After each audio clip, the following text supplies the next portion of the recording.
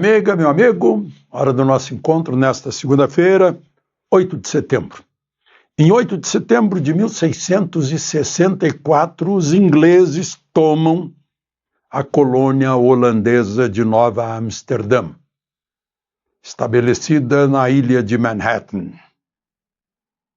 A partir desse dia, deram o nome de uma cidade inglesa em lugar de um nome de uma cidade holandesa. Em vez de Nova Amsterdã, virou Nova York. Por que eu estou contando isso? Porque tem a ver com o Nordeste do Brasil, sabiam?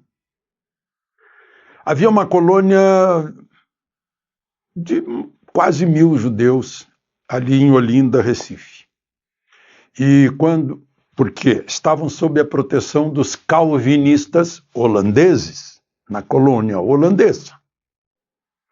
E em 1654, 10 anos antes da história de Nova York, os holandeses foram expulsos do Nordeste do Brasil. Foi a criação do Exército Brasileiro, batalhas de Guararapes, né?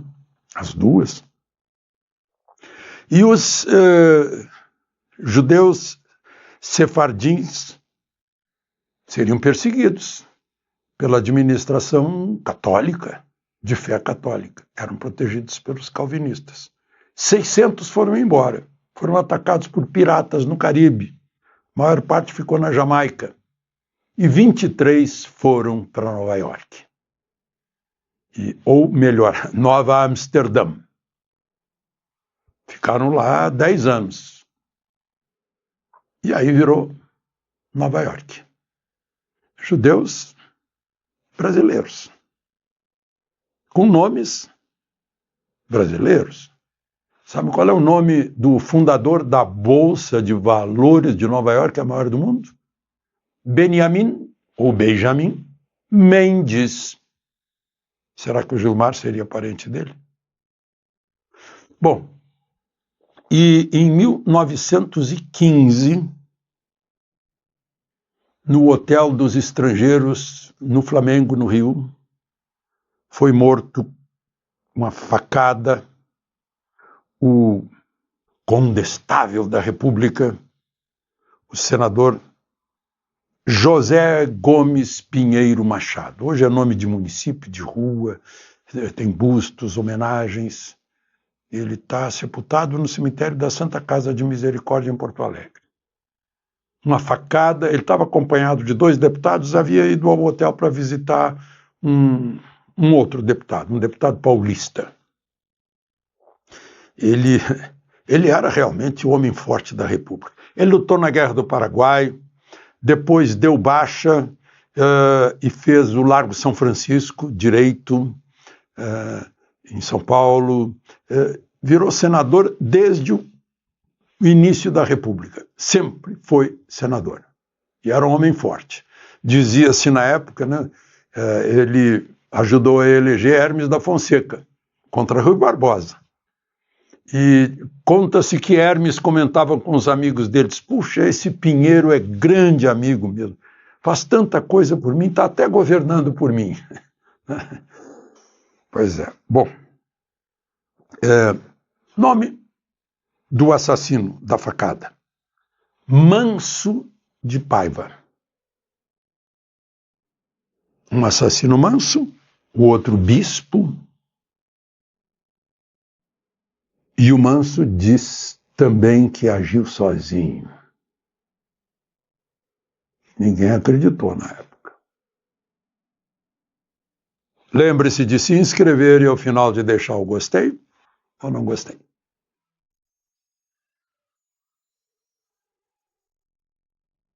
Pois é, na Avenida Paulista, Michele Bolsonaro lembrou que no sábado fez 7 anos a facada de Adélio Bispo, em Juiz de Fora, para tirar Bolsonaro da corrida presidencial, já que ele vinha liderando as pesquisas. O que eu queria salientar aqui é uma ponderação de Michele lá em cima do carro de som. Se todo o esforço que está sendo feito para tentar jogar alguma culpa, algum crime em cima de Bolsonaro, se 10% desse esforço fosse feito para investigar a facada de Adélio Bispo, já se teria luz sobre essa grande dúvida. Como pode ele ter estado em Juiz de Fora e na Câmara dos Deputados ao mesmo tempo, ou seja, no mesmo dia? Está lá registrado o nome dele visitando um deputado. E como até hoje não apareceu o nome do deputado que autorizou a visita falsa dele, que fabricou a visita, que seria um álibi se ele não tivesse sido pego ali na hora. Se ele tivesse conseguido fugir, ele tinha o álibi.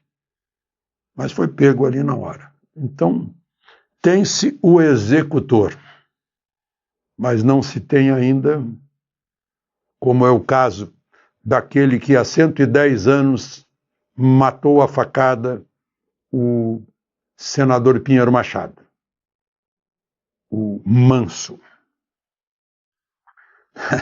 Manso e Bispo, né? O Manso disse que agiu sozinho. Manso de Paiva, e ninguém acreditou. Bom, ontem não deu tempo de falar tudo sobre as manifestações, né? Aqui em Brasília eu disse, olha, estava praticamente vazia a esplanada.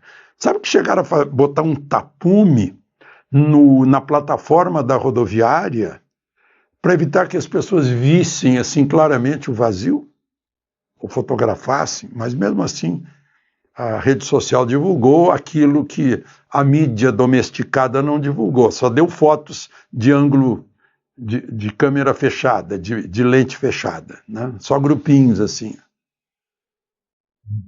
Não conseguiu mostrar tudo porque não tinha o que mostrar.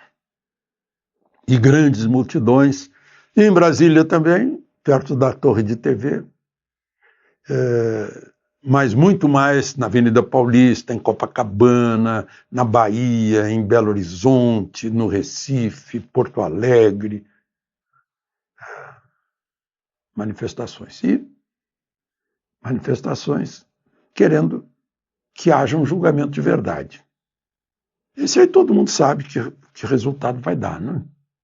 Imagina só, são 11 os ministros do Supremo, mas menos da metade é que vai julgar. 5 da primeira turma, dos quais Zanin, foi advogado de Lula. Outro, Dino, disse claramente ver Bolsonaro como diabo.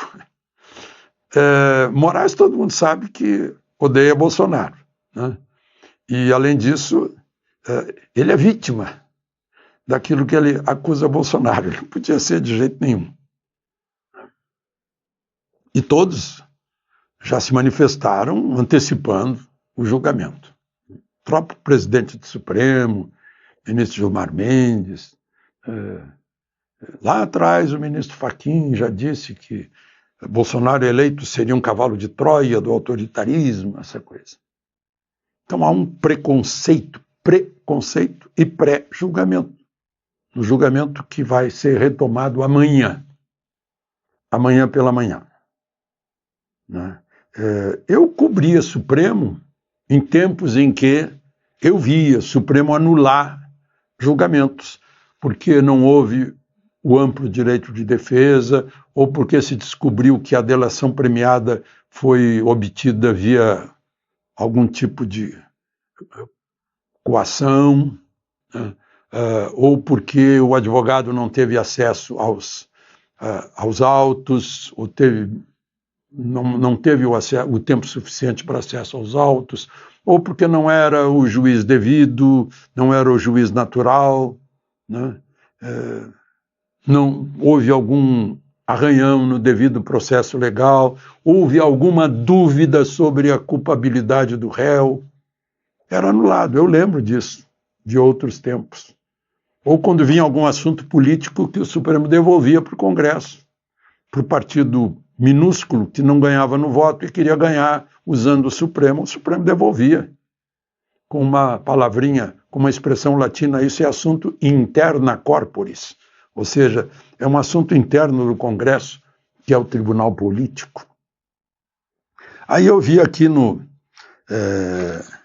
na Gazeta do Povo, né, a advogada Desirê Penhalba, né, ela está dizendo que houve 13 atropelos, está havendo nesse julgamento, né? Não houve prazo para ler os autos, acesso a supostas provas nos últimos dias, de 70 terabytes, advogados não tiveram tempo, denúncia de fatos que não estão na inicial, provas que são narrativas, coação na única delação, que seria nula de origem, que não há prova que vincule o ex-presidente à suposta conspiração, não é juiz natural, não há imparcialidade, não pode punir por crime que não está na lei e não há presunção de inocência. Só o oposto, né? Só se presume que ele é culpado, não há presunção de inocência, que é o natural, né? In dubio pro réu. Não há sequer indícios de autoria ou materialidade, né? Uma tal minuta é da internet, não merece virar documento. Se uma das incriminações é preparando para declarar estado de sítio, isso é absolutamente constitucional, porque tem que passar pelo Congresso Nacional, né? Se fosse. Então é isso, a gente vai se preparando para esse... Só para terminar, né, porque foi agora, Carlos Lupe, o ex-ministro da Previdência, que renunciou quando a Polícia Federal fez aquela operação que descobriu o mais escandaloso dos roubos, né, de idosos da Previdência, atingindo 3 milhões de idosos por aí, 6 bilhões de reais roubados. Carlos Lupe foi depor, ele acha que saiu por pressão política, que ele não podia adivinhar o que estava acontecendo, né? Mas eu não consegui acompanhar tudo, mas basicamente é isso, apertaram. Agora, só para vocês saberem, hoje pediu habeas corpus ao Supremo o ex-coordenador do INSS. Ele já acha que vai ser preso. O Jucimar da Silva. É porque a Comissão Parlamentar Mista pediu a prisão de 20 dos primeiros que foram apontados pela Polícia Federal no caminho do dinheiro que saiu do contra-cheque dos aposentados e pensionistas. De Brasília, Alexandre Garcia.